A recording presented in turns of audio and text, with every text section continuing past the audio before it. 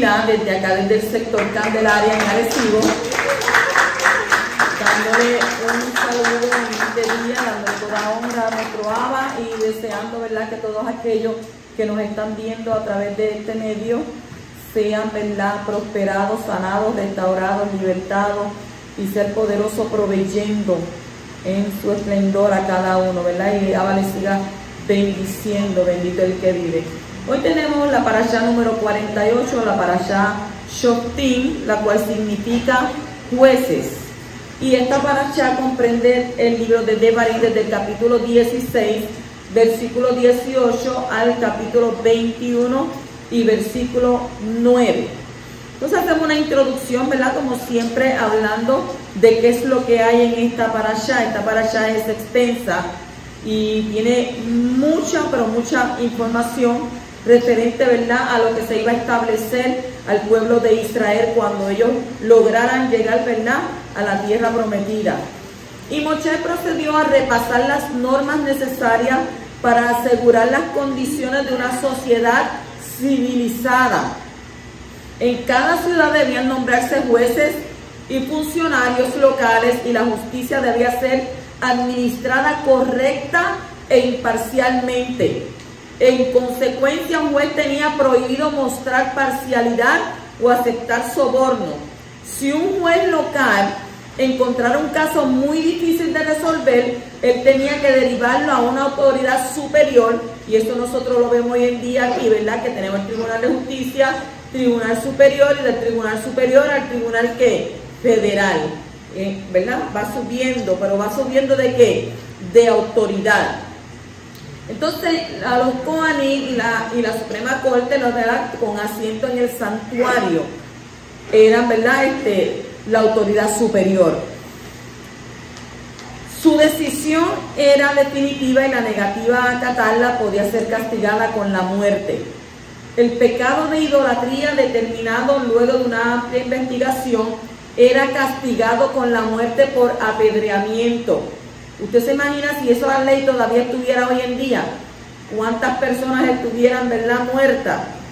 El acusado no podía ser condenado por el testimonio de un solo testigo. Se requería por lo menos dos, los cuales eran los primeros en llevar a cabo la ejecución. O sea, si estaba y aquí acusando a la persona, pues estos dos que lo acusaron, no era que todo el mundo iba a empezar a apedrear. No, el que lo acusó eran los que iban a dar a tirar la primera, ¿verdad?, piedra. ¿Por qué? Porque ellos habían sido los que lo habían, ¿verdad?, acusado. Entonces Moshe vaticinó que llegaría el tiempo en que los israelitas desearían que los gobernara un rey, como ocurría, ¿verdad?, con otras naciones. De ahí es que vemos nosotros, ¿verdad?, lo que aconteció más adelante, que ellos quisieron tener un rey y sacaron, ¿verdad?, nuestro Abba como rey de él. Pero esto fue porque conducta aprendida de otras naciones. Pero ya Abba había ya Abba lo había dicho, ¿verdad?, que esto iba a suceder. Ellos iban a querer comportarse como las demás naciones. Entonces, cuando esto sucediera, el rey debería de ser un israelita nativo, elegido por Yahweh. No debería abusar de su poder para copiar, ¿verdad?, muchos caballos, mantener un harén o acumular grandes riquezas. Y tendría que escribir una copia de la Torá, de modo que fuera temeroso de Elohim y observante, ¿verdad?, de la ley. Y después de enumerar los presentes que debían recibir los Kohanim para su sostén, Moshe dispuso que si un Kohen de otra ciudad llegara al santuario, se le permitiría oficiar junto con los demás Kohanim y obtener parte de los obsequios que estos recibían. La Torá prohíbe todas las formas de superstición y magia practicadas por un adivino. Israel no tenía necesidad de recurrir a tales trucos porque el Creador le proveería de inspirados profetas surgidos de entre los propios israelitas, y ellos debían comunicarles la voluntad de Abba. Los falsos profetas que hablaran en nombre de ídolos debían ser castigados con la muerte, y el falso vidente podía ser descubierto al no cumplirse ¿qué? Sus predicciones. La remoción de una estaca para ampliar una propiedad era considerada robo. Usted sabe que hoy en día hay muchas muertes por eso, ¿verdad? Porque el vecino, ¿qué hace? Cuando va a tirar la verja, pues te coge 4 o 5 pulgaditas más para extender. Eso es un pecado, según lo que habla la Torá. ¿Por qué? Porque dice que no puedes ampliar tu propiedad, porque es un robo. Entonces, antes de que alguien pudiera ser convicto también de un crimen, su acto criminal debía ser confirmado por 2 testigos por lo menos. Si se descubriera, ¿verdad?, o descubría que un testigo había levantado falso testimonio, debía recibir el castigo destinado a la víctima inocente. Entonces, los israelitas no debían atemorizarse antes de entrar en batalla contra un enemigo poderoso, pues el Creador los protegería. Y hay 3 categorías de hombres que estaban exceptuados del servicio militar. 3 categorías de hombres que estaban exceptuados del servicio militar. El que recién había construido una casa y aún no la había inaugurado. El que había plantado un viñedo pero no había alcanzado a disfrutar de su producción. Y el recién casado. Yo me imagino que todo el mundo vamos a casarnos. Cuando llegue, ¿verdad?, el tiempo de irnos para la guerra, vamos a casarnos. Y ahí aprovechaban y no tenían que ir a la guerra. Entonces, antes de atacar una ciudad hostil, Israel tenía que tratar de negociar una entrada pacífica, en cuyo caso los habitantes se convertirían en sus subordinados. Solo si este intento pacífico fracasara, podía emprenderse, ¿verdad?, la guerra. Si Israel venciese, todos los hombres del ejército enemigo serían ejecutados, pero sus mujeres y sus hijos serían dejados con vida. No debían destruirse los árboles frutales durante un asedio si había otros alimentos disponibles, a fin de que continuaran beneficiando a los nuevos habitantes de la ciudad conquistada. Si se encontraba en el campo el cuerpo de una persona asesinada y no se podía descubrir al asesino, la responsabilidad por el asesino recaía sobre la ciudad más cercana a la escena del crimen. Como expiación, los jueces y ancianos de la ciudad, actuando en nombre de los demás habitantes, debían sacrificar una ternera joven en un valle no cultivado por el que pasaba una corriente de agua. Entonces debían lavarse, ¿verdad?, las manos en presencia de los coaní, atestiguar que de ningún modo eran responsables por el asesinato y orar solicitando el perdón del Creador. Tremendo, ¿verdad? Esos 5 capítulos. Entonces comenzamos, ¿verdad?, de lleno a la parashá en el capítulo 16, versículo 18. ¿Qué dice? Nombrarás para ti jueces y oficiales en todas las ciudades que Yahweh tu Elohim te da, según tus tribus, y ellos juzgarán al pueblo con justo juicio. Un juez es una persona que ha recibido autoridad para pronunciar sentencia de acuerdo a la Torá y la Halajá sobre las obras o palabras de otras personas. El juez tiene que condenar al culpable y absolver al inocente. Y los oficiales son los que ejecutan las órdenes del juez. El juez no hace mucho sin un cuerpo policial que le apoye para que sus órdenes se cumplan. Y la policía no funciona bien sin los jueces porque tienen que saber qué órdenes ejecutar. Así que estos 2 tipos de funcionarios tienen que trabajar paralelamente para que la sociedad se beneficie de ellos. Entonces, cuando dice tus ciudades, en hebreo es Sheareja, Sheareja, S-H-E-A-R-E-J-A, Sheareja, que dice tus ciudades, significa literalmente tus portales. El jardín del Edén contiene 2 niveles, correspondiente a la sabiduría superior y a la sabiduría inferior. Es imposible merecer esas percepciones de divinidad, esa sabiduría, sin pasar a través de ¿qué? De los portales. Los portales del jardín del Edén se han hundido en la tierra, como está escrito en el libro de Lamentaciones, capítulo 2 y versículo 9, que dice: sus portales se han sumido en la tierra Y solo aquel que pueda controlar la tierra podrá extraer, erigir y establecer esos portales. Hoy yo no te voy a hablar de los policías que tienen que tener, ¿verdad?, en los ojos, en la nariz, aquí, en la oreja y acá. Porque yo creo que ya de eso sabemos bastante, ¿verdad? Que tenemos que tener policías, ¿verdad?, en nuestra cara, ¿verdad?, en nuestros oídos, en lo que escuchamos, en lo que hablamos, en lo que vemos. Que todavía usted sabe que eso tiene que ser en usted algo que usted ya lo tenga dentro de sí, algo ya aprendido, que tiene que tener cuidado con las cosas que usted ve, que tiene que tener cuidado con las cosas que usted oye, con las que usted habla. Por eso dice que tiene que tener guardias y policías en los portales. Entonces, al jardín del Edén le dijimos, ¿verdad?, que tenía ¿cuántos niveles? ¿Cuántos niveles? 2 niveles. ¿Cuáles eran esos niveles? Sabiduría superior y la sabiduría inferior. La sabiduría superior viene de allá arriba y la inferior está acá abajo.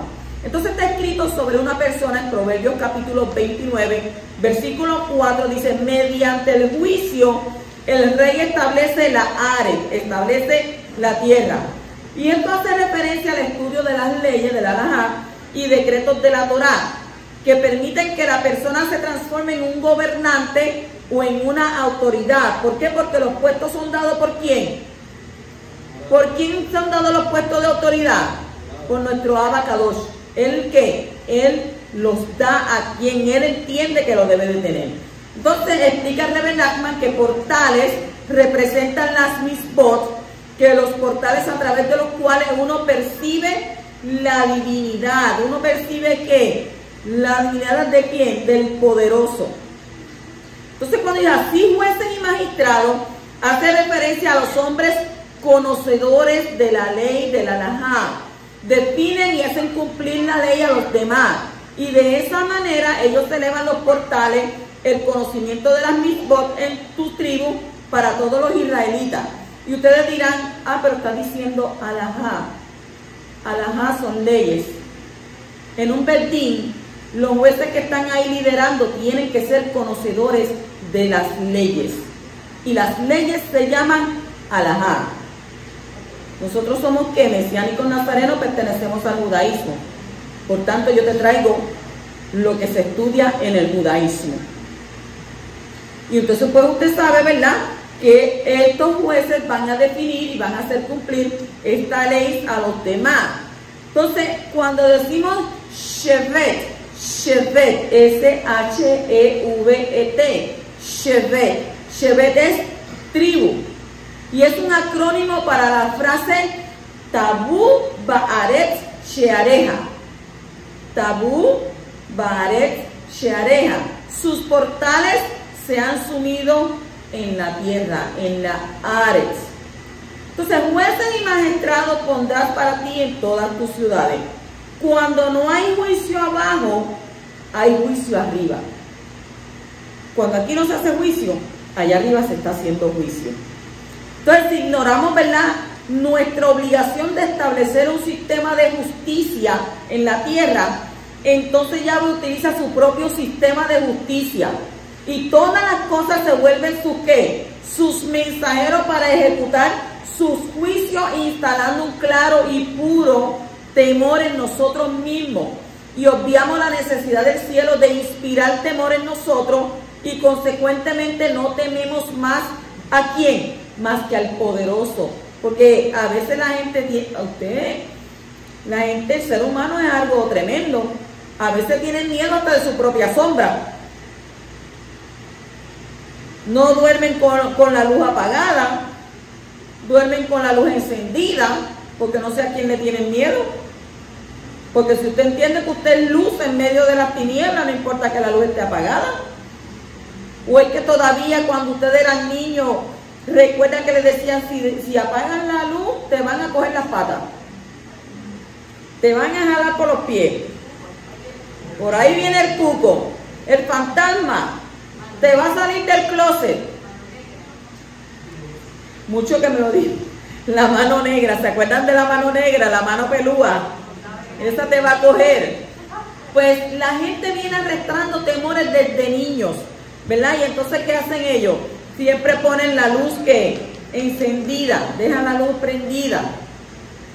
Entonces, en un nivel individual, cada persona puede elevar constantemente su temor a los shamayim, practicando ¿qué?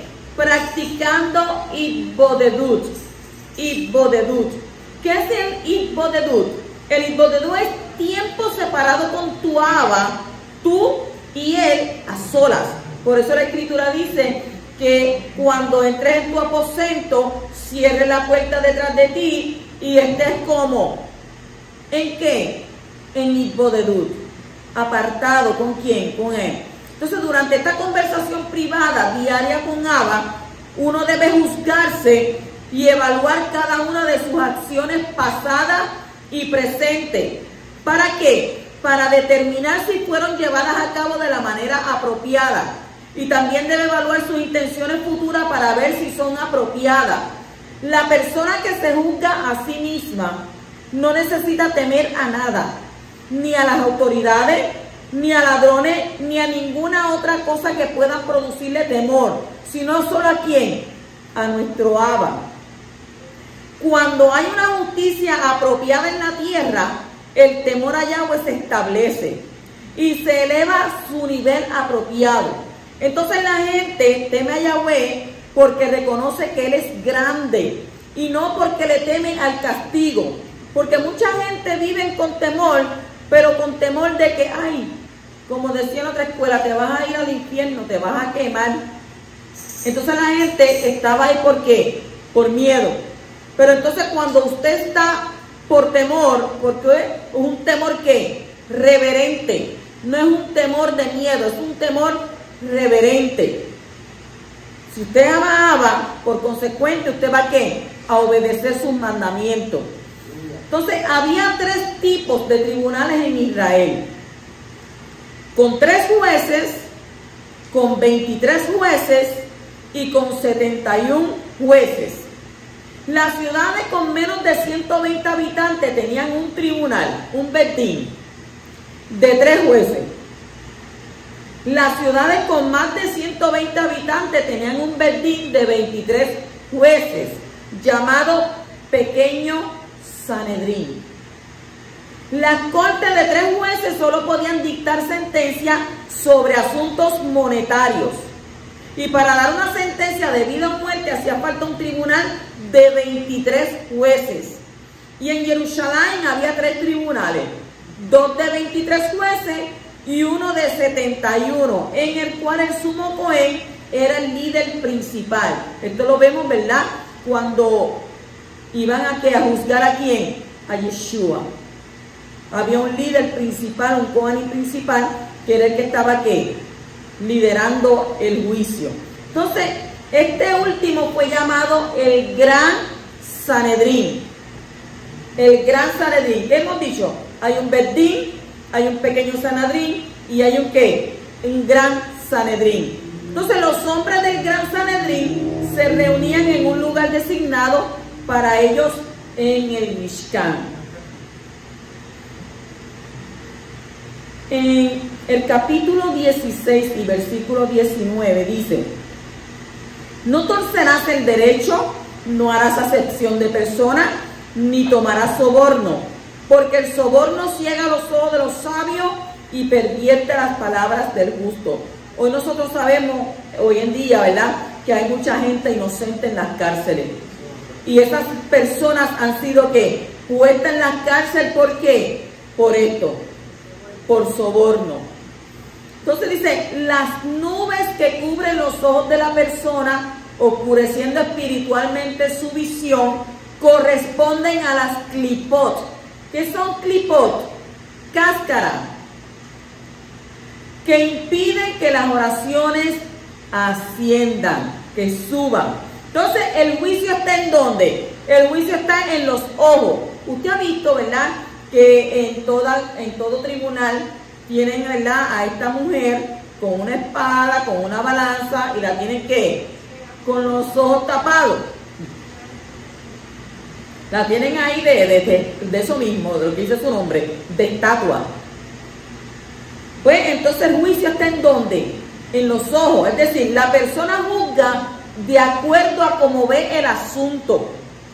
Entonces cuando el juicio se corrompe, cuando los ojos están nublados, también se daña la visión que uno tiene de la divinidad.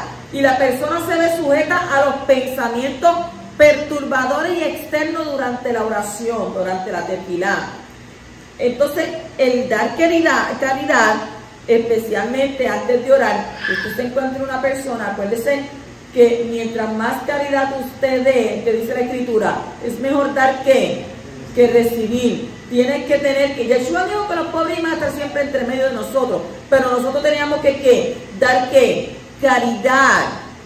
Cuando usted está dando caridad, mire, hay veces que ella pone personas en su camino. Y si usted dice, no, pero que yo no le voy a dar lo mío o sea, la Torah dice, al que te pida, dale. Pues entonces, especialmente si usted hace esa caridad antes de orar, es posible rectificar los juicios de modo que las tefilot, sus oraciones, puedan fluir sin interrupciones. La palabra hebrea que ha sido traducida como justicia o juicio es mishpat. Mishpat, M-I-S-H-P-A-T, mishpat. Para no torcer un veredicto, no se puede seguir la justicia que le parezca bien al hombre, sino a la que Yahweh manda en su Torah. En Romanos capítulo 2, versículos 20, en el 7, 7 y 12, está escrito: tienes en la Torah la expresión misma del conocimiento y de la verdad. ¿Qué diremos entonces? ¿Es pecado la Torah? De ningún modo. Al contrario, yo no hubiera llegado a conocer el pecado si no hubiera sido por medio de la Torah, porque yo no hubiera sabido lo que es la codicia si la Torah no hubiera dicho no codiciarás. Así que la Torah es Kadosh y el mandamiento es Kadosh, justo y bueno. Y en Matitiyá, en Mateo 23, 23 también está escrito lo más importante de la Torah. ¿Qué es lo más importante de la Torah? La justicia, la misericordia y la fidelidad o fe. ¿Qué es lo más importante de la Torah? La justicia, la misericordia, la fidelidad, ¿verdad? O fe. Y en la Torah está expresada la justicia del poderoso, que es la base para un veredicto correcto. No se puede torcer la Torah ni para juzgar ni para legislar. La Torah tiene que ser la base para que el sistema judicial de cualquier país sea justo, no los criterios humanistas ni lo que piensa la mayoría de la población. Y el hecho de que la mayoría de un pueblo tenga cierto comportamiento no significa que sea un comportamiento justo. No es lo mismo lo común que lo normal. Un comportamiento común no necesariamente tiene que ser normal, según las normas establecidas. ¿Para quién? Para el hombre. Y hay una sola justicia verdadera, y esa justicia ha sido revelada de dos maneras: en la Torah de Moshe y en Yeshua HaMashiach, como está escrito en el Sefer de Romanos capítulo 3 versículo 21, que dice ahí: pero ahora, aparte de la Torah, la justicia de Elohim ha sido manifestada, atestiguada por la Torah y los profetas. No dice al contrario de la Torah, sino aparte de la Torah, queriendo decir que la Torah manifiesta la justicia de nuestro Abba, y además Yeshua HaMashiach revela la misma justicia de una forma diferente, pero no es otra justicia. El Mashiach, Yeshua, es la justicia de Yahweh, como está escrito en 1 Corintios capítulo 1 versículo 30.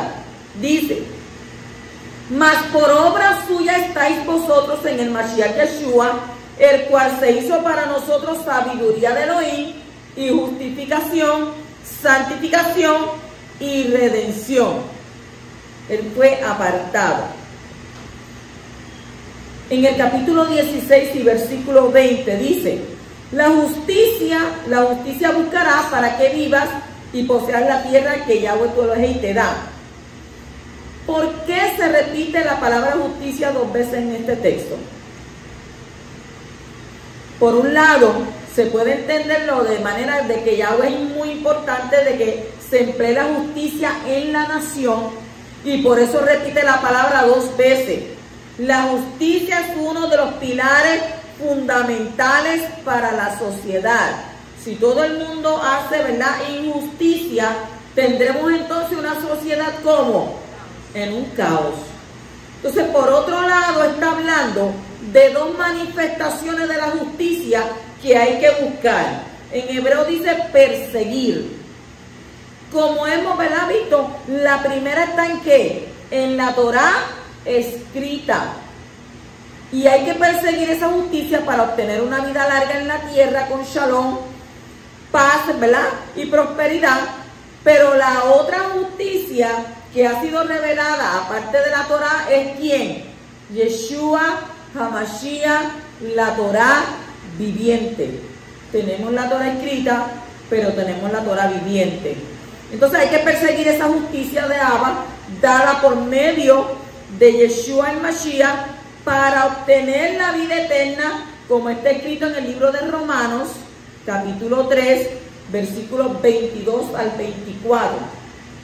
Es decir, la justicia de Elohim por medio de la fe en Yeshua HaMashiach para todos los que creen, porque no hay distinción por cuanto todos pecaron y no alcanza el esplendor de Elohim, siendo justificados gratuitamente por su Haná, su gracia, por medio de la redención, que es ¿en quién? En el Mashiach Yeshua. Entonces, estas 2 manifestaciones de la justicia de Abba se encuentran en el libro de Revelación, capítulo 14, versículo 12, donde está escrito: y aquí está la paciencia de los Kadoshim, los que guardan los mandamientos de Abba, y la fe de ¿quién? De Yeshua. Según este texto, ¿quiénes son los Kadoshim?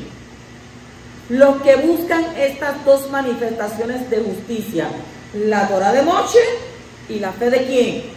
De Yeshua. Entonces, al perseguir la justicia, la persona atrae ¿qué? Vida. Cuando tú eres justo, tú atraes vida. Continuamos en el capítulo 17 y versículo 8, dice: cuando te estuviera oculto algún asunto de juicio, entre sangre y sangre, entre pleito y pleito, entre golpe y golpe, cosas de controversia en tus ciudades, entonces levantarás y subirás al lugar que escogiere Elohim tu Adón. Cuando te estuviera oculto algún asunto de juicio, te levantarás y subirás. Si llegas a encontrar dificultades al tratar, ¿verdad?, de comprender una ley, debes de subir ¿a dónde? Decían que tenían que subir a Jerusalén. ¿Por qué había que subir a Jerusalén? Porque ahí era que hacía sesión el Sanedrín para poder aclarar esa ley que tú no entendías. Y si un caso es demasiado difícil para la persona que pudiera buscar, entonces aquí, ¿verdad?, ¿qué pasaba con esto? Aquí estaba hablando de que los jueces de las diferentes ciudades de Israel, ¿qué tenían que hacer? Ellos tenían, ¿verdad?, era por autoridad, que lo dijimos ahorita, ¿verdad?, que eran por autoridad. Entonces la Torá fue escrita en primer lugar ¿a quiénes? A los jueces de Israel. Y en casos de conflicto, cuando los jueces menores no podían resolverlo, tendrían que recurrir a instancias más altas, a las autoridades en donde yo dije, en Jerusalén, que son los Coaní, los levitas, y allí había ¿qué? Un juez principal. En el capítulo 17 y versículo 11 dice: según los términos de la Torá que ellos te enseñen y según la sentencia que te declaren, así harás, no te apartarás a la derecha ni a la izquierda de la palabra que ellos te declaren. Si leemos, ¿verdad?, según los términos de la Torá que ellos te enseñen, hay 2 clases de intelecto. Y hoy lo va a aprender usted.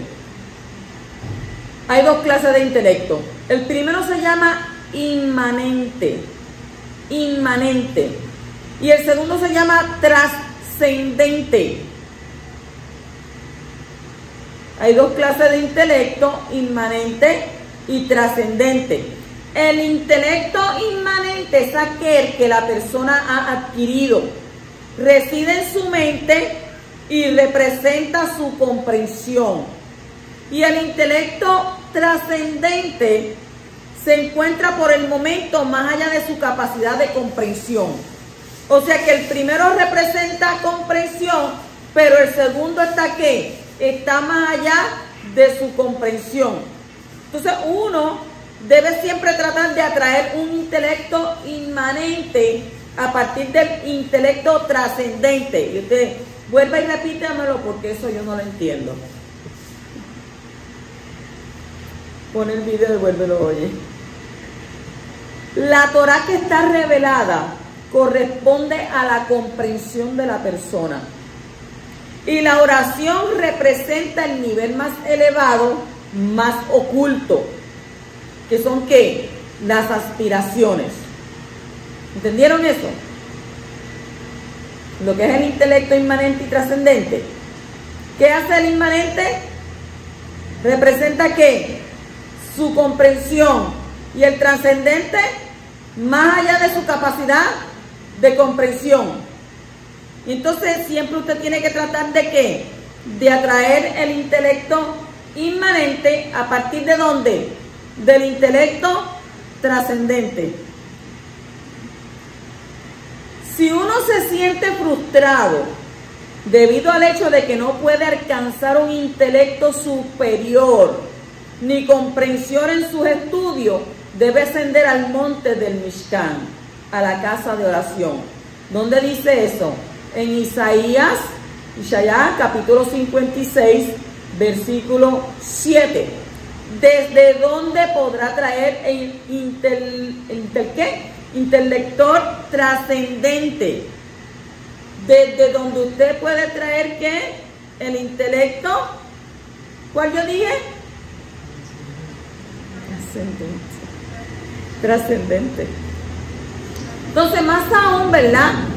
En el monte del Mishkan, la casa de Tefilá, que es el asiento del Sanedrín, el hogar de los líderes de la Torá. Y esto simboliza el hecho de que ir hacia los verdaderos líderes, que son capaces de revelar lo desconocido, también abrirá la mente de la persona y le permitirá alcanzar el intelecto trascendente. Si usted quiere leer sobre el referente a todas estas cosas, compre ese libro Likutei Halachot, número 3, y ahí usted va a aprender todas esas cosas. Entonces, este texto nos enseña la importancia de tener fe en los tzadikim, en los justos y en los sabios de la Torá de cada generación. Nosotros tenemos que ¿qué? Nosotros tenemos que aprender a confiar que el líder establecido por nuestro Padre Celestial ha sido puesto por Él, porque nadie se puede poner. Aquel que se pone termina en fracaso. Pero cuando Abba pone, como cuando vemos, ¿verdad?, la situación que pasó con Corá, porque él quería que el sacerdocio de quién, de Aarón, y ellos eran familia, eran primos. Pero ahí entonces Abba, ¿verdad?, les hizo ver a quién él había puesto como líder y como Cohen. Entonces en el capítulo 16, 17 y 16, capítulo 17 y versículo 16, dice: pero no ha de multiplicar para sí demasiados caballos, ni hará volver al pueblo a Egipto para hacer que abunden los caballos, por cuanto Yahweh les ha dicho, nunca más han de volver por este camino. Todo el mundo va a pensar literalmente que son los caballos, que tienen muchos caballos, ¿verdad que sí? Pero entonces tenemos que irnos a otro nivel de Drash. Dice, no ha de multiplicar para sí demasiados caballos. ¿Por qué caballos? Los caballos representan la imaginación. Los caballos representan la imaginación. Y los caballos deben ser o deben estar subordinados ¿a quién? Al jinete. Al igual que la imaginación, que debe estar subordinada al intelecto. El rey representa ¿qué? A Malhut. ¿Qué es Malhut? Malhut es el reino que corresponde a la fe. Entonces, en el ámbito de la Kadushá, de la santidad, los poderes de la imaginación permiten buscar el conocimiento del Elohim a través de ¿qué? A través de la emuná, a través de la fe. Pero si uno deja que se presenten demasiadas ilusiones materiales, porque esto es lo que le pasa a la gente cuando tiene tantas cosas materiales, su fe se va a ver ¿qué? Dañada. ¿Por qué? Porque no hay necesidad. Si tiene, no tiene necesidad de pedir. Entonces, por lo tanto, el rey, la fe, tiene prohibido tener ¿qué? Demasiados caballos, apoyarse demasiado ¿qué? En la imaginación. ¿Entendieron eso? ¿Qué significan los caballos? ¿Representan qué? La imaginación. Los caballos representan la imaginación. Y usted sabe que el caballo tiene que estar subordinado ¿a quién? Al jinete, ¿verdad? Al igual que la imaginación debe de estar subordinada ¿a cuál? ¿A quién? Al intelecto. Al intelecto. En el capítulo 17 y versículo 18 dice: y será que cuando se siente sobre el trono de su reino, escribirá para sí una copia de esta Torá en un libro del ejemplar que estuviere delante de los Coaní y los levitas. Escribirá para sí una copia de esta Torá en un libro. ¿Qué quiere decir eso? La Torá es el mejor consejo. Y su consejo nos muestra cómo superar nuestros deseos materiales para ganarnos la vida en el mundo que viene. Cada persona debe escribir para sí un rollo de la Torá, para tener a mano su consejo en todo momento. El rey Yahudí tenía la obligación de escribir un rollo extra de Torá, pues como líder de la nación necesita muchos más buenos consejos para fortalecer su autoridad. Entonces, aquel que al pecar daña el consejo de la Torá, permite que el reino del mal lo venza. Le ha entregado el poder de consejo de la Torá a otra autoridad que controla ahora sus acciones. Por lo tanto, necesitamos mantener a mano nuestro rollo de Torá para hacernos recordar la autoridad de la Torá. Cuando usted no estudia Torá, no tiene el tiempo suficiente como para dedicarle un tiempo, ¿verdad?, a estudiar la palabra, a estudiar la Torá, ¿qué es lo que sucede? ¿Qué sucede? Usted no tiene autoridad. No va a tener autoridad. Porque la Torá es ¿qué? Es autoridad. La Torá es autoridad. Entonces, ¿qué está haciendo usted? El poder de ese consejo que te da la Torá, ¿lo estás dando a quién? Se lo estás dando a otra autoridad. Esa autoridad, ¿a quién se la estás dando? ¿A quién? A la otra autoridad, que es la que ¿qué? Del otro lado. Del adversario. Entonces nosotros tenemos que ¿qué? Nosotros mismos tener nuestro rollo de Torá. ¿Cómo usted tiene un rollo de Torá? Ah, pues fácil, yo compro uno y ya tengo uno. No. Usted poco a poco puede leer la Torá. Así como ella, ¿verdad? Que lee la Torá y usted se va acordándose cada vez cuando usted vaya hablando, usted se va acordando de los capítulos, del libro, de versículos. Usted puede aprenderse los salmos completos de memoria y usted va ¿qué? Ejerciendo ¿qué? Ejerciendo una autoridad. Entonces, cuando usted entiende que el adversario quiere venir ¿a qué? Quiere venir a hacerle caer a usted, ¿qué entonces usted le hace recordar? Esa autoridad que va a controlar sus acciones. Entonces, por lo tanto, necesitan mantener a mano un rollo de Torá. ¿Para qué? Para hacernos recordar la autoridad que tiene la Torá. Siempre tenerla, ¿verdad?, presente. Continuamos en el capítulo 17 y versículo 19, lo cual dice: la cual permanecerá con él para que lea en ella todos los días de su vida. Oiga, ese texto de la Escritura no nos está diciendo a nosotros, ¿verdad?, que eso solamente era el rey. Nos dice a nosotros, ¿verdad?, para que lea en ella todos los días de su vida. ¿A fin de qué? A fin de que aprenda a temer a Elohim, su Adón, para guardar todas las palabras de esta ley y de estos estatutos, para ponerlos por obra. Para alargar su reinado, el rey debe darle vida.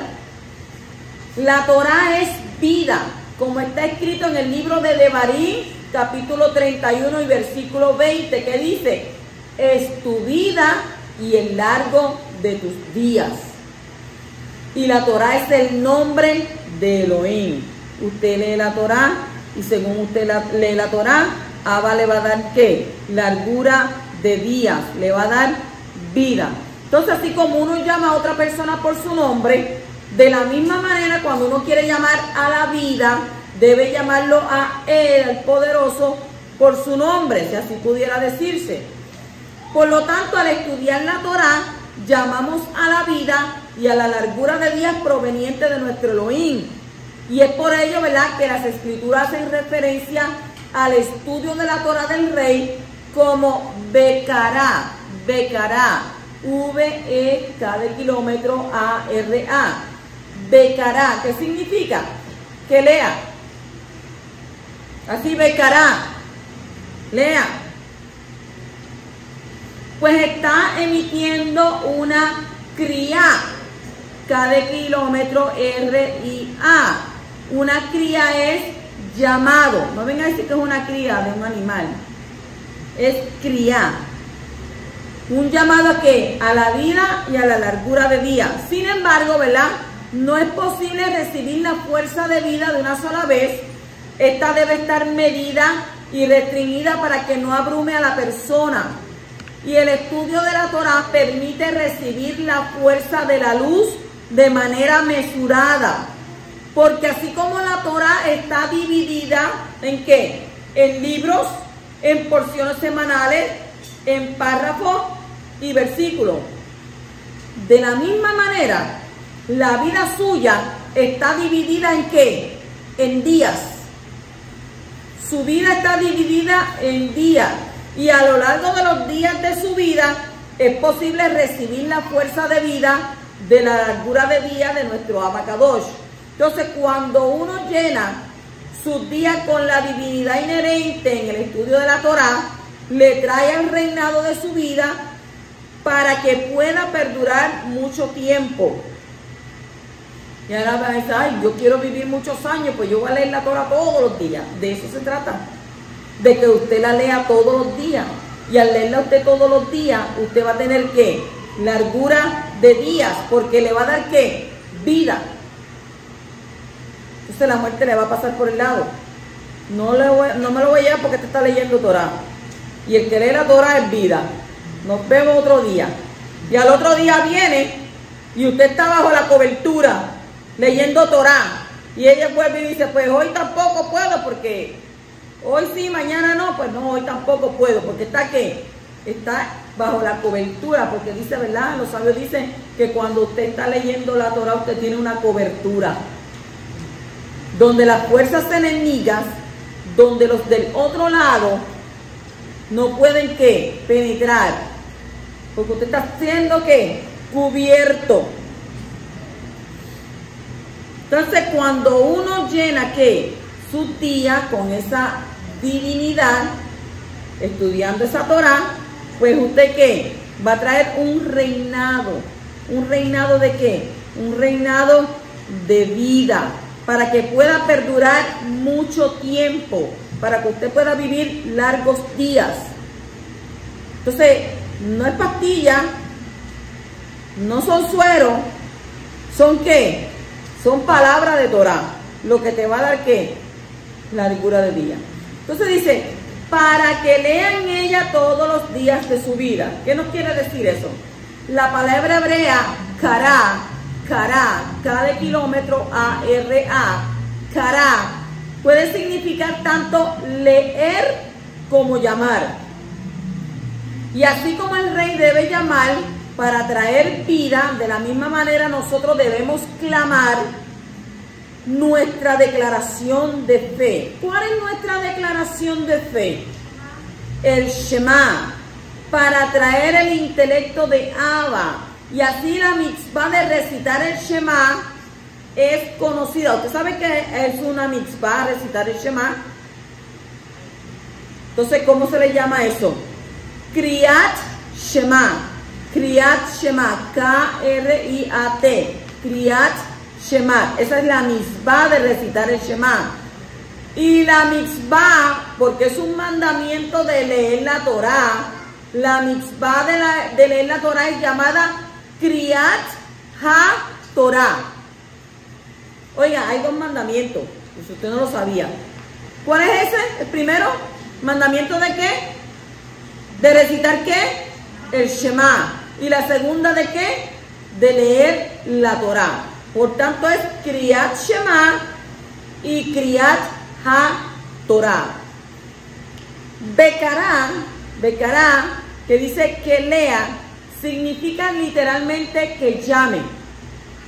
Pues cuando uno estudia Torah, de hecho está llamando a la fuente de la vida, a Yahweh. ¿Para qué? Para traer de él la vida y traer la largura de días. De manera similar, la lectura pública de la Torah en la sinagoga es denominada Kriyat HaTorah, literalmente la llamada de la Torah. Pues la lectura de la Torah llama a Elohim a la vida. ¿Hacia qué? Hacia la persona. En el capítulo 18, versículo 4, dice: le darás también la primicia de tu trigo, de tu mosto, de tu aceite puro, como también las primicias del esquileo de tus ovejas. ¿Qué es esquileo?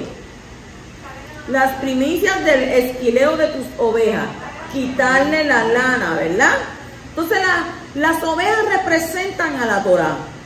Así como la gente esquila a las ovejas por su lana, la gente esquila a la Torah para derivar de ¿qué? De sus leyes. La lana de la esquila contiene miles de pelos individuales. Ustedes han visto cuando, ¿alguien ha visto cuando le quitan esa lana a las ovejas? Cuando yo mato a los corderos, ¿verdad? Que ellos vienen y le empiezan a pasar con esa yen que le alan. Yo he visto, ¿verdad? Que el hombre se le queda pegado, ¿qué? Todo este montón de pelos. Entonces, ¿qué pasa? La lana de la esquila contiene miles de pelos individuales representando las buenas acciones que la persona acumula durante su vida. Con cada buena acción, incluso una que parece tan poco importante como un pelo, es posible acercarse a Elohim y acercarlo a Él a nosotros. Usted sabe que Yeshua hablaba ¿qué? En parábolas, ¿verdad? Aprenda con ellas. En el capítulo 18, versículo 10 dice: no se halla entre los tuyos quien haga pasar a su hijo o a su hija por el fuego, ni quien practique la adivinación, ni quien observe agüeros por las nubes, ni encantador, ni hechicero. Todos conocemos lo que son agüeros, ¿verdad? O agoreros. Aquel que dice, este es un tiempo propicio para comenzar, o este es un mal momento para comenzar, le da fuerza al otro lado, el dominio del mal.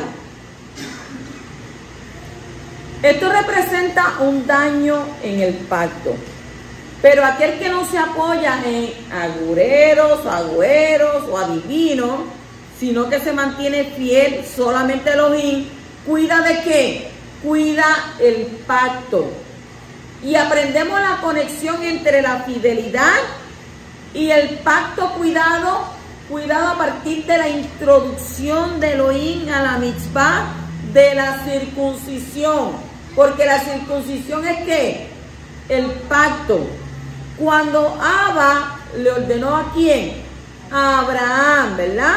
¿Qué le dijo en Génesis, Bereshit, capítulo 17 y versículo 1? Anda delante de mí y sé perfecto, sé tamín. Oiga, ¿se lo dijo solamente a Abraham? No, porque es como eso fue para allá, que eso es viejo, eso es antiguo. Eso se lo dijo Abraham. Pero ya cuántos años y años han pasado. No, nuestro Abba es el mismo ayer, hoy, por los siglos. Él no cambia. En Él no hay sombra de variación. Y si Él dice, anda delante de mí y sé perfecto, ¿es haciendo qué? ¿Guardando qué? Guardando su pacto. Entonces, el Menahesh, M-E-N-A-J-E-S-H,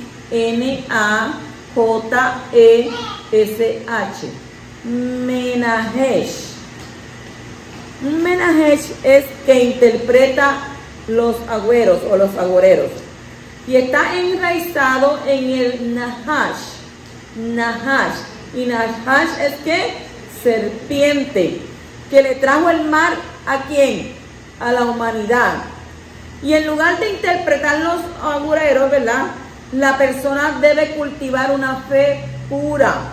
Usted no se vaya, ¿verdad? Como antes, que yo no sé si ya eso existe, que la gente leía el pozo de la dicha, que venía en el vocero, ¿verdad? El pozo de la dicha, el horóscopo, tantas cosas. Porque la gente siempre ha querido saber el futuro. Y la misma Torah establece que Yahweh ha revelado lo del día presente. ¿Para qué tú quieres saber el futuro? ¿Para qué te quieres angustiar?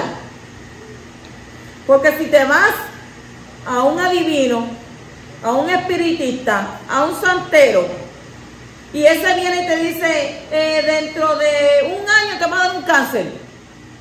Oiga, usted va a caer en una ansiedad y en un dolor y bueno, se va a poner de tal manera que claro que le va a salir, porque como usted va a comenzar a pensar en eso, su sistema inmunológico va a bajarle. ¿Y de qué manera? Entonces cuando su sistema inmunológico le baje, ahí cualquier cosa le puede atacar. Y entonces como usted está creyendo a este adivinador, a este santero, a este agorero, lo que sea, oiga, lo va a recibir. Porque lo primero que va a decir, ay, mira, me dijo que iba a pasar esto. Lo que tú confesares con tu boca será hecho. Lo que tú confesares con tu boca será hecho. Y cuando alguien venga y te diga algo de ti, que te va a pasar esto, usted diga, rechazo esa maldición. La rechazo en el nombre de Yeshua HaMashiach. Porque mire que me han dicho, ay muchacha, no sigas pensando, no esto, no aquello, que te va a volver loca, va a terminar en un manicomio, aquello. Cuando me dijeron así, yo rechazo esa maldición en el nombre de Yeshua HaMashiach. Porque yo tengo la mente de Mashiach, dice la Torah. Y vienen situaciones, claro que vienen situaciones. ¿Por qué? Porque la Torah dice que de alguna manera Yahweh tiene que probarte. Y hay situaciones que usted dice, pero si esto es que Yahweh me está probando, pero que ¿por qué me está probando de esa manera? Me pasa esto con este vecino, me pasa esto con el marido, me pasa aquello con el otro, pero ¿por qué Abba me prueba? La Torah dice que Él te prueba todos los días. Él tiene que probar si tú verdaderamente confías en Él o confías en ti. ¿Y de qué manera nosotros podemos confiar en Él? Pues mira, no importa lo que esté pasando, no importa lo que el otro lado de la oscuridad me quiera hacer ver con mis ojos físicos, pues yo tengo que ver todo con mis ojos espirituales.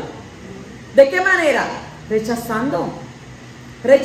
O sea, porque si usted es una persona que solamente se basa en lo que usted diga y en lo que usted hace, usted no está obrando ni está actuando como dice la Torah. ¿De qué le sirve? ¿De qué le sirve decir que aman a Abba y no hacen lo que Él dice? Están nosotros centralizados en nuestro propio yo, en nuestro propio yo, en nuestro propio yo. Yo digo esto, digo aquello, digo lo otro, digo de así. Mira, no. La Escritura dice, estate quieto. Oiga, ¿no lo han leído? Estad quieto. Estad quietos. Porque cuando usted está quieto, usted puede tener razonamiento lógico y crítico. Mientras usted no está quieto, que usted está diciendo esto, diciendo aquello, y esperando que te diga esto, y esperando que diga lo, y yo contesto esto, y contesto aquello, y contesto lo otro. Oiga, usted se vuelve loco. Estar quieto y reconocer quién yo soy, dice Abacadosh. Vamos a reconocer que eres el poderoso, que eres el que tiene control de toda situación de nuestras vidas, que eres el que tiene control de todo lo que acontece, pensando siempre que Abba te está probando. Y si pasa por una situación, eso es que Yahweh me está probando. Eso quiere decir que Él quiere saber cómo está mi fe hoy. Y levantó a aquel y levantó a aquella y se levantó usted, como dice la gente, por el lado izquierdo. Eso es que Abba me está probando a ver qué yo voy a decir. ¿Y tú qué vas a decir? No, que yo lo voy a matar, que yo voy a hacer esto, que yo voy a hacer aquello. No, gracias Yahweh porque me estás probando. Yo sé que esto viene de ti. Oiga, y es difícil llegar a ese nivel.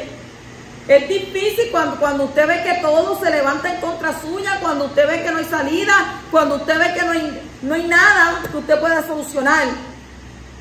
Pero usted tiene que cultivar una fe.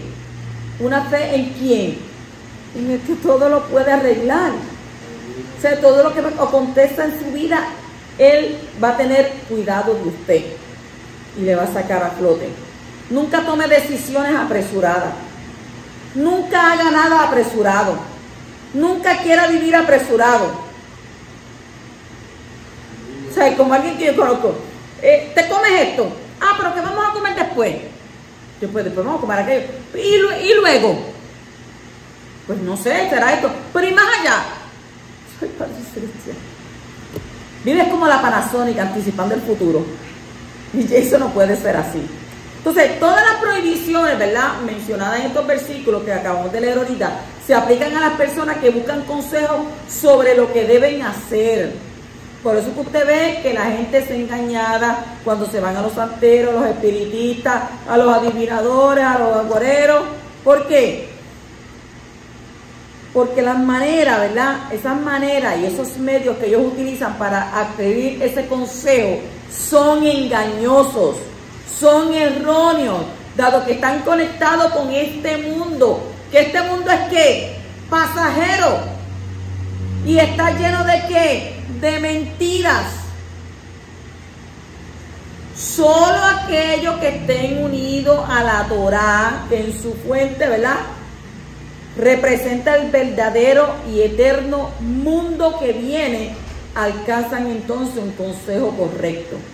Cuando su mente está ahí, en Abba, en la Torá de Él, creyéndole a su palabra, aumentando su fe cada vez que usted lee la Escritura, entonces ¿qué sucede? Usted va a alcanzar un buen consejo.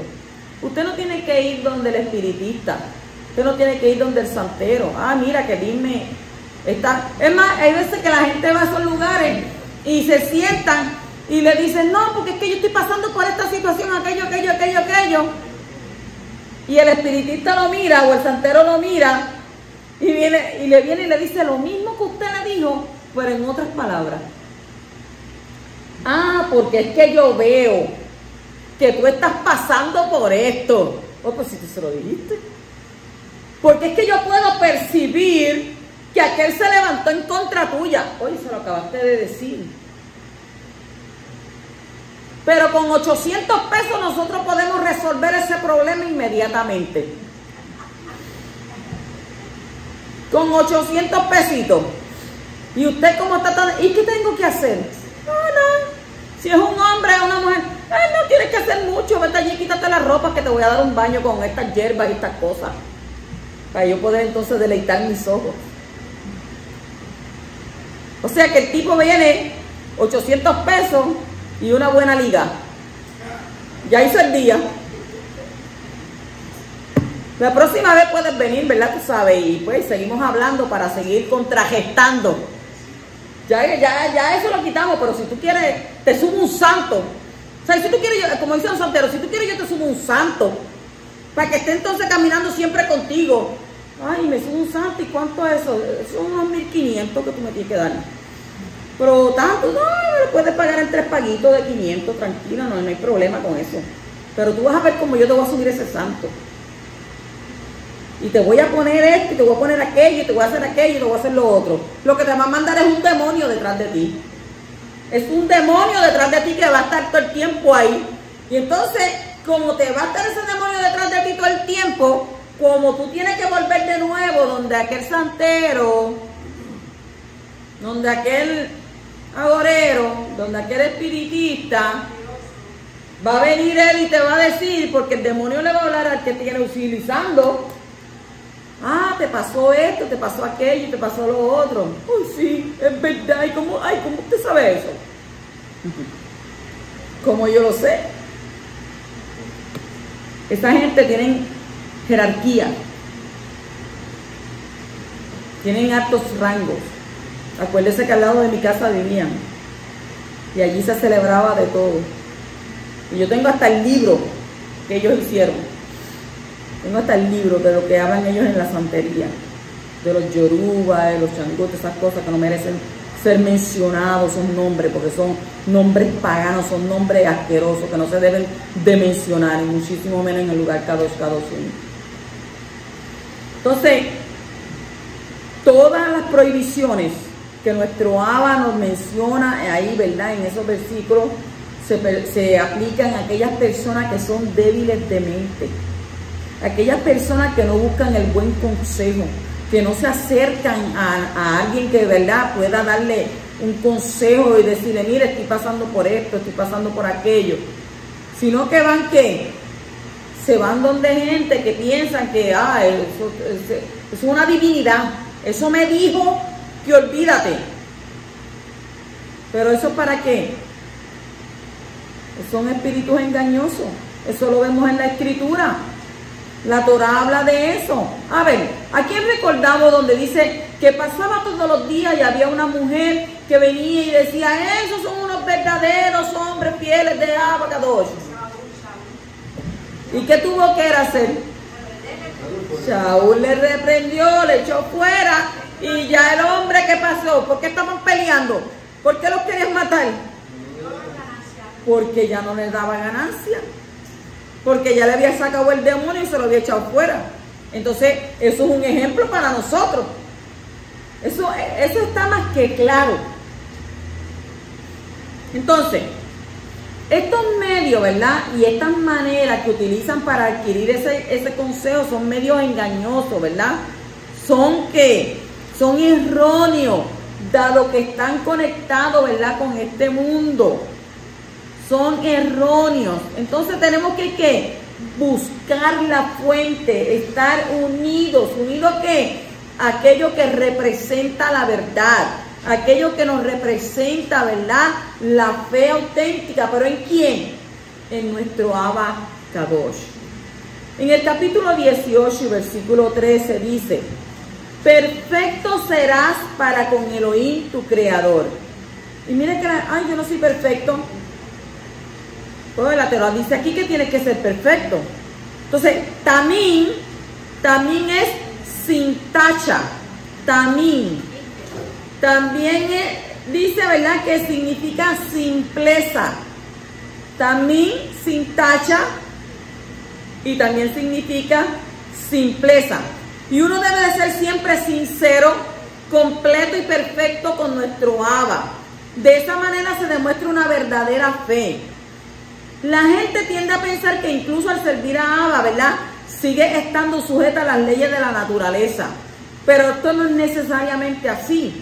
Cuando la persona perfecciona sus caminos, puede recibir aquello que necesita a través de la providencia divina. Cuando usted clama al poderoso lo que usted necesite, siempre y cuando Abba entienda que es de beneficio para su vida, Él lo provee. Y ahí las cosas a veces son por prioridades. La gente se puede orar, pero tiene que entender que hay prioridades. Yo por lo menos, yo sé que mi Abba me contesta rápido. Y usted dice, wow, que te contesta tan rápido. Sí, Abba me contesta rápido ahí en el instante, como un microondas, como la gente quiere. Yo llego a Plaza del Norte, yo quiero un parking, yo allá aprobando un parking. Y se rápido, sale uno y yo me meto. Ahora me contesta rápido. ¿Ves? Hay cosas, ¿verdad?, que usted no las ve, pero yo sí las veo en las pequeñeces, en las cosas, ¿verdad?, más insignificantes para usted, pero para mí son grandes. Porque yo oro y él me provee el parking. No tengo que estar esperando 10 o 15 minutos allá a esperar que la gente salga de las tiendas y se vaya inmediatamente. ¿A cuánto le ha pasado eso? Va a proveer un parking. En el capítulo 19, versículo 14 dice: no moverás los linderos de tu prójimo, fijado por los antepasados en la herencia que recibirás en la tierra que Abba tu Kadosh te da en posesión. Esto se refiere a los linderos que fueron puestos en la tierra de Israel durante su reparto entre las diferentes tribus y familias después de la conquista. Todavía hoy en día se puede ver esos linderos en las montañas de Yehudá, en las afueras de Jerusalén. Y esas piedras que forman frontera entre las herencias repartidas por Yehoshua han estado allí más de 3000 años. Por si usted no lo sabía, esas piedras donde se... Mire, ¿usted sabe cómo yo me acuerdo de eso? Porque yo me acuerdo cuando mi mamá me dijo, tengo que ir a un sorteo. Y un sorteo es porque mi mamá pagaba casa alquilada. Y entonces tenía que ir al cerro, ahí en Factor, que eso era un cerro, y allí iba a estar el alcalde, y por sorteo, por el número que sacara, era el número de parcela que le tocaba a ella. Digo, yo no sé si eso ya no se hace, ¿verdad? Pero en ese tiempo yo me acuerdo, cuando yo estaba más nena, sigo siendo nena, pero cuando estaba más nena, ¿verdad? Yo me acuerdo en ese tiempo que a mi mamá pues le dieron, ¿verdad?, una parcelita con el número donde ella está viviendo hoy en día. Pues entonces, ¿qué dice aquí? Que iban a ¿qué? A darle ¿qué? Esas tierras, ¿por qué? Por sorteo. Eso fue lo que hicieron con las tribus. En el capítulo 19, versículos 18 al 20 dice: y los jueces investigarán minuciosamente, y si el testigo es un testigo falso y ha acusado a su hermano falsamente, entonces le haréis a él lo que él intentaba hacer a su hermano. Y así quitarás el mal de en medio de ti, y los demás oirán y temerán, y nunca más volverán a hacer una maldad semejante en medio de ti. Vemos aquí, ¿verdad?, la gravedad del falso testimonio y la mentira. La intención de la persona que testifica falsamente es vista en los shamayim como un crimen, y tienen que ser juzgadas para que el pueblo tema y no vuelvan a hacer una maldad semejante. Hay veces que usted no ha dicho nada y por allá vienen y dicen que usted dijo, sin haber usted dicho nada. Pues entonces aquel que está testificando falsamente, ¿qué es lo que sucede? ¿Dónde ponen los ojos? ¿Sobre quién? Sobre él, desde los shamayim. Entonces lo van a ver a usted como ¿qué? Como un criminal, porque está mintiendo. En el capítulo 20 y versículo 3 dice: y les dirás, oye Israel, ustedes se acercan hoy para pelear contra sus enemigos. No desmaye su corazón, no teman, ni se alarmen, ni se acobarden a causa de ellos. ¿Qué sacamos de ese texto? Y les dirá, oye Israel. El Cohen le dirá al pueblo que aunque solo tenga el mérito de decir el Shema, Yahweh lo salvará. Todas las batallas reflejan la lucha entre el bien y el mal, entre la inclinación al bien y la inclinación al mal. El Shema, si usted no lo sabe, tiene que saberlo hoy. El Shema es nuestra declaración de fe. Es el arma principal con la cual podemos luchar y ganar esta guerra. Aquel que tiene fe no le temerá a sus enemigos, porque está unido con Abba, quien trasciende todo. Así que por tanto, yo me acuerdo que muchos repetían el Roe que decía, cuando usted se vaya a dormir, repita el Shema. ¿Por qué? Porque por la mañana lo dices y por la noche también lo dices. Antes de irte a dormir, haces tu oración, pero también dices el Shema porque tú no sabes si tú te vas a levantar. Y el Shema se declara como si fuera una cobertura de las fuerzas del otro lado del mar que vienen durante la noche. Usted sabe que a las 3 de la mañana es la hora donde el maligno, el adversario, con todos sus secuaces, comienzan a trabajar. Miren a ver si las noticias que salen por la noche, usted se levanta el otro día, ¿mataron a qué? ¿A qué hora? A las 3 de la mañana. ¿Atropellaron a qué? ¿A qué hora? A las 3 de la mañana. Como esta mañana, mataron a 2 mujeres. 2 mujeres, 20 y pico de años. ¿A qué hora? De madrugada. Por tanto, ¿qué es lo que está peleando ahí? ¿Quién quiere arrebatar su alma? Las fuerzas del mar. Las fuerzas del mar.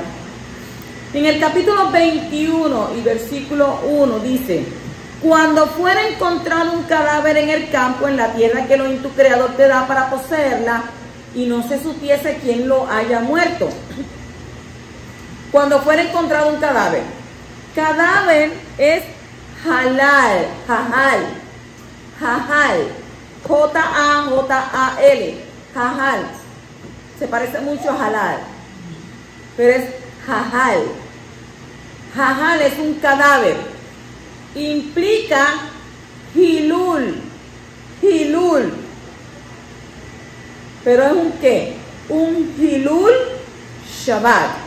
Lo vamos a decir de esta manera. Halal, que es cadáver, implica hilul Shabbat. ¿Y qué es hilul Shabbat? Desacralización del Shabbat. Un cadáver que representa la muerte es lo opuesto del Shabbat, del cual se dice: aquellos que gustan de ella merecen la vida. Y de aquí aprendemos que desacralizar la santidad del Shabbat es equivalente a desacralizar la Kadushá, la santidad de la vida humana. Diríamos que sacro es algo que Kadosh, ¿verdad? Pero desacralizar es ¿qué? ¿Qué es desacralizar? ¿Representa qué? La muerte. Representa la muerte. Así que debemos, ¿verdad?, de entender, de aprender que la Kadushá del Shabbat es equivalente a ¿qué? A desacralizar la santidad de la vida humana. Si usted no guarda Shabbat, si usted no respeta el Shabbat, usted es como un ¿qué? Como un cadáver. Mire cuán importante es el Shabbat. Yo he estado estudiando referente al Shabbat y el Shabbat es el día más importante de toda su semana. Porque ese es el día que Abba convoca. Ese es el día que Abba está aquí con usted. Shabbat Shalom.